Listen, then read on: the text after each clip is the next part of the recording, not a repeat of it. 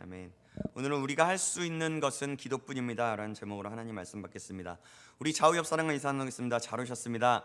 잘 오셨습니다. 잘하셨습니다. 예, 우리 다시 한번 고백하겠습니다. 사랑합니다. 사랑합니다. 사랑합니다. 예, 사랑합니다. 예, 정말 주님의 이름으로 사랑합니다.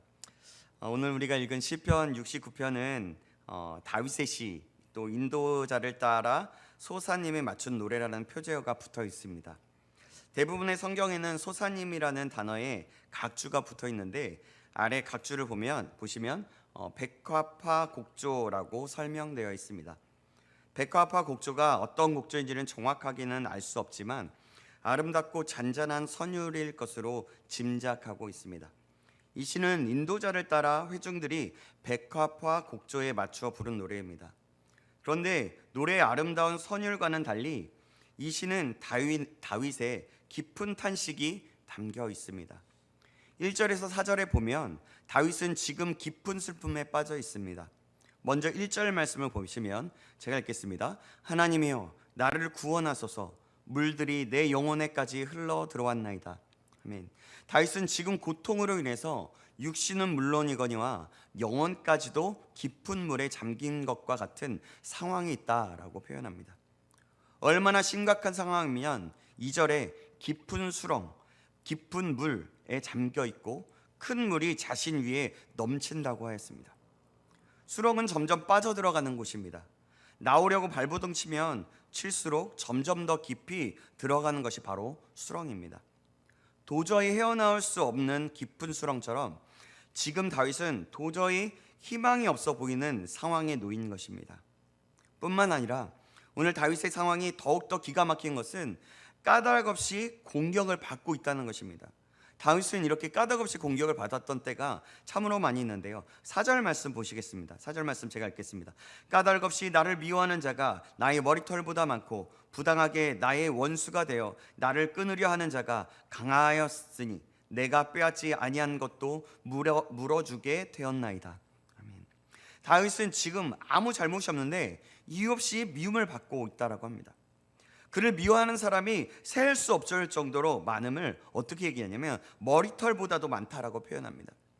또한 그들은 거짓 증언까지 하면서 다윗이 빼앗지도 않은 것을 내놓으라고 색대를 쓰고 있습니다. 정말 억울하고 원통한 상황입니다. 그런데 더욱더 큰 문제가 있는데요. 그것은 3절 말씀에 보면 나옵니다. 3절 말씀 보시겠습니다. 내가 부르짖음으로 피곤하여 나의 목이 마르며 나의 하나님을 바라서 나의 눈이 쇠하였나이다. 아멘. 다윗은 고통 중에 하나님께 부르짖으며 간구합니다. 그러나 그 고통 속에서 하나님께 부르짖으며 기도하며 간구했는데 하나님이 대답하지 않습니다. 그래서 목이 타도록 부르짖었으나 응답이 없다라고 하고 눈이 새하도록 하나님 바라보았으나 하나님은 대답이 없으십니다. 우리도 가끔 이런 경험이 있습니다. 수렁에 계속 빠지고 있고 사람들에게 괴롭힘을 당하고 그리고 상황이 정말 계속해서 수렁으로 깊이 빠져드는 것 같은, 아무리 간절히 기도해도 아무런 대답이 없는 상황을 우리는 종종 경험할 때가 있습니다. 이럴 때 과연 어떻게 하면 좋겠습니까? 낙심하고 좌절하고 원망하며 그냥 주저앉아 버려야 합니까? 아니요, 결코 그렇지 않습니다. 우리는 인내로서 계속해서 포기하지 말고 계속해서 하나님을 찾으며 기도해야 합니다. 그리고 또 한 가지 해야 할 중요한 일이 있는데요. 5절 말씀 보시겠습니다. 하나님이여 주는 나의 우매함을 아시오니 나의 죄가 주 앞에서 숨김이 없나이다. 다윗은 어떻게 얘기하는 거냐면 자신의 죄를 고백하는 겁니다. 그리고 자신의 죄가 주 앞에서 숨김이 없다라고 얘기합니다. 숨김이 없다라고 얘기하는 것은 이미 자신의 죄를 다 하나님 앞에 아뢰었고 고백했다는 말입니다. 다윗은 이처럼 하나님께 구원을 청하기 전에 먼저 자신이 하나님 앞에 죄인임을 고백하고 있는 모습입니다. 하나님께 모든 것들을 다 아뢰었다는 거죠. 수렁에 빠진 사람, 깊은 환란에 빠진 사람은 그러면 이 두 가지를 잊지 말아야 하는 겁니다. 먼저는 계속해서 하나님 앞에 하나님을 찾고 기도해야 된다는 것이고, 그리고 나서 자신이 죄인임을, 자신이 어떤 존재임을 인정하고 아는 것입니다. 그러면서 하나님 앞에 자복해야 하는 것입니다. 그러면 우리 하나님이 선하신 손길에 그 손길로 마침내 우리를 붙들어 주실 것입니다. 그런데 다윗은 단지 자신의 공공함을 해결받기를 바라는 것이 아닙니다. 6절 말씀 보시겠습니다. 우리 6절 말씀을 같이 한번 읽어볼까요? 성경책 보고서 같이 한번 읽어보겠습니다. 6절 말씀입니다. 시작. 주 만군의 여호와여, 주를 바라는 자들이 나를 인하여 수치를 당하게 하지 마옵소서. 이스라엘의 하나님이여, 주를 찾는 자가 나로 말미암아 욕을 당하게 하지 마옵소서. 아멘. 다윗은 주님을 바라보는 자들, 곧 주님을 찾는 자들이 자신 때문에 수치와 욕을 당하지 않게 해달라고 기도합니다. 만약 다윗이 원수들의 고발에서 벗어나지 못한다면 하나님을 믿는 경건한 공동체가, 또 경건한 사람들이 욕을 당할 수 있기에 이런 기도를 드리고 있는 것입니다. 이 말씀은 우리 한 사람의 허물이 다른 성도들과 교회의 어려움과 수치를 안겨줄 수 있음을 말해줍니다. 만약에 세상의 정욕과 욕심에 빠져 살아갈 때에 하나님의 나라를 확장하는 걸림돌이 되고 교회에 다니는 사람들은 욕먹이는 것이 될 수 있기 때문입니다. 왜냐하면 나의 연약함과 나의 욕망 때문에, 나의 정욕 때문에 사람들이 손가락질하는 겁니다. 나를 손가락질하는 것뿐만이 아니라 교회에 다니는 사람 다 그래, 이렇게 하는 거죠. 바로 그런 것입니다. 7절 말씀 보시겠습니다. 내가 주를 위하여 비방을 받았사오니 수치가 나의 얼굴에 덮였나이다. 아멘. 다윗은 내가 주를 위하여 비방을 받았다라고 말합니다. 이것은 오늘 우리의 표현대로 말하면 십자가라고 말할 수 있습니다. 십자가는 주를 위하여 받는 고난을 말합니다. 오늘 다윗이 당한 고난은 사실 주를 위하여 받는 고난이었습니다. 자기 죄로 인한 것이 아닌 주님으로 인해 받는 고난이었던 것입니다. 그래서 그는 9절 말씀에 이렇게 말합니다. 9절 말씀 보시겠습니다. 주의 집을 위하는 열성이 나를 삼키고 주를 비방하는 비방이 내게 미쳤나이다. 이것이 주님이 걸어가셨던 십자가의 길입니다. 하나님을 위해서, 그 뜻을 위해서 기꺼이 받으신 고난입니다. 8절에 보면 가족들에게까지 버림을 받습니다. 12절에 성문에 앉은 자는 백성의 지도자들을 말합니다. 지도자들뿐만이 아니라 술에 취해 거리를 활보하는 불황자와 같은 그런 사람들에게도 놀림을 당하는 것을 볼 수가 있습니다. 이는 신분의 지위 고하를 막론하고 모든 이들에게 미움을 받게 되었음을 말하는 것입니다. 여러분, 다윗의 마음이 어떠했을까요? 정말 힘들지 않았겠습니까? 우리 예수님의 생애는 바로 이런 모욕적인 삶이었습니다. 예수님은 비방을 당하시고 고통을 당하시고 모독을 당했습니다. 그러므로 그분을 따르는 우리들도 십자가를 지고 주님의 뒤를 따라야 합니다.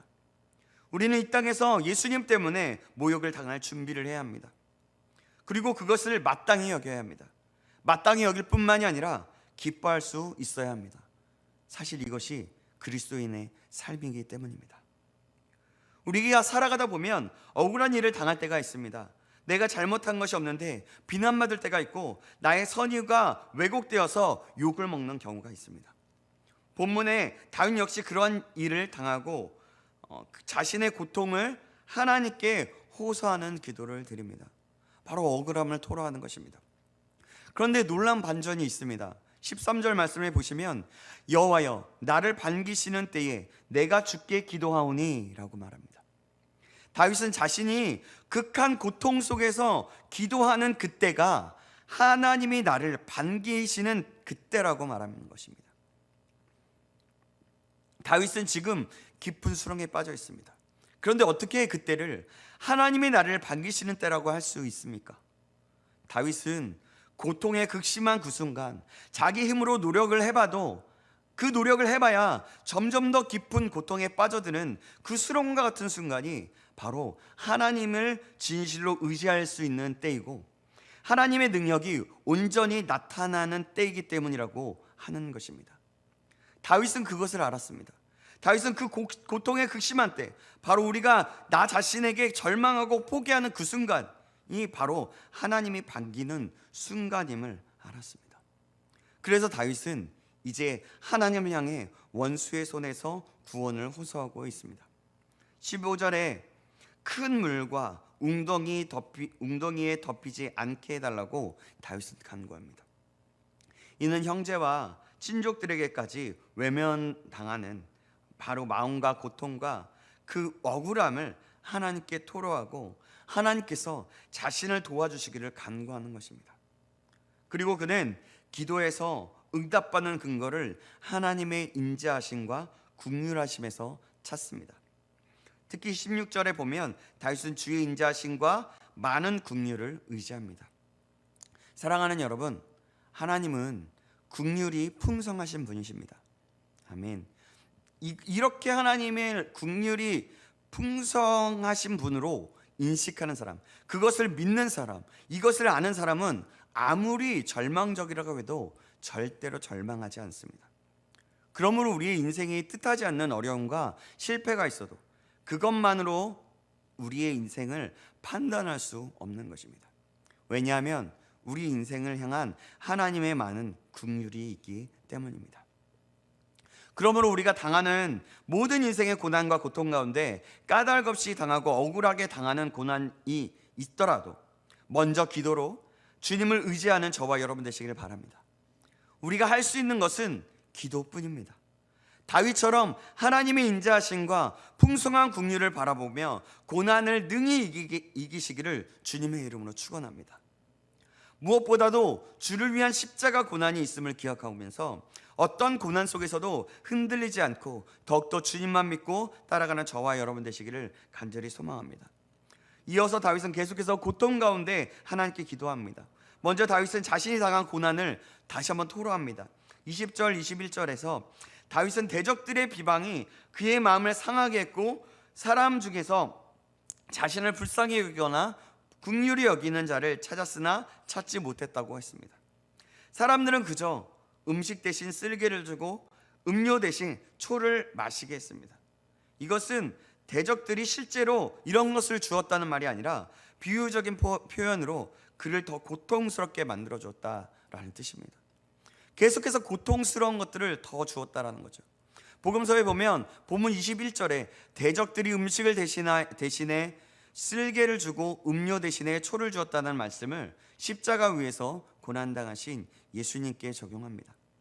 이런 점에서 다윗이 지금 당하는 고난은 예수님의 고난을 예표하는 것입니다. 동시에 다윗은 지금 자신의 죄 때문이 아니라 까닭 없이 대적들에게 미움을 받는 것이고 수치스럽고 모욕적임을 보여주고 있는 것입니다. 그렇지만 다윗은 이 모든 일들을 하나님이 다 아심을 고백합니다. 19절 말씀입니다. 19절 말씀 같이 읽어보시겠습니다. 19절 말씀입니다. 시작. 주께서 나의 비방과 수치와 능력을 아시나이다. 나의 제적자들이 다 주님 앞에 있나이다. 아멘. 다윗은 대적자들로부터 억울한 비방과 수치를 당하는 고통 가운데 있지만 그러나 하나님이 이 모든 일들을 아시기 때문에 결코 절망하지 않습니다. 다윗은 하나님이 자신의 처지를 잘 알고 원수들이 자신에게 행한 악한 일을 하나님이 다 알고 계신다는 확신이 있었습니다. 그렇기 때문에 다윗은 절망하지 않았던 것입니다. 오늘 우리도 마찬가지입니다.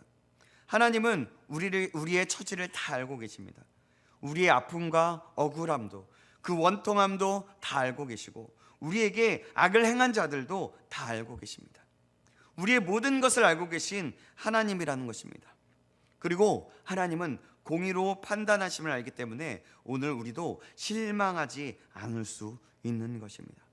그래서 다윗은 하나님이 공의로 대적자들을 멸해 주시기를 간구합니다. 이것이 22절에서 29절의 내용입니다. 먼저 22절의 말씀을 보면 이렇게 말씀합니다. 제가 읽겠습니다.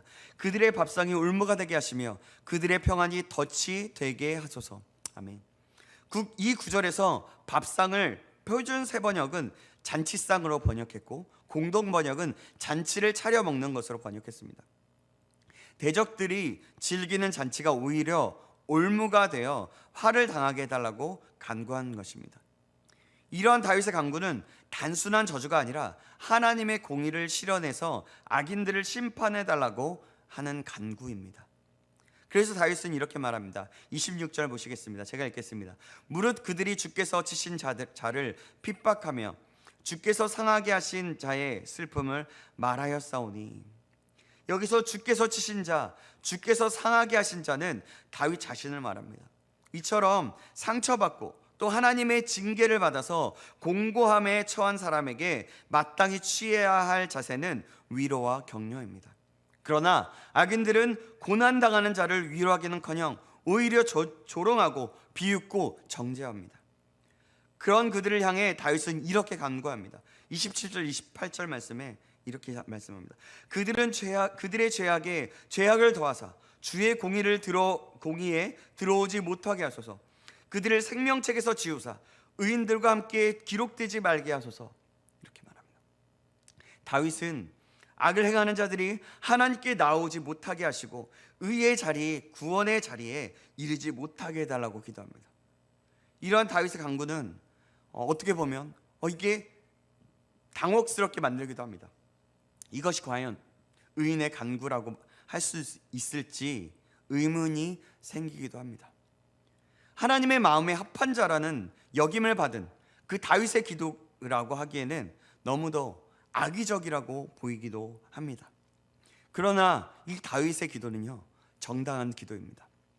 다윗이 자기 개인적인 복수심에서 이런 기도를 했다면 결코 이는 정당할 수 있다라고 볼 수 없습니다.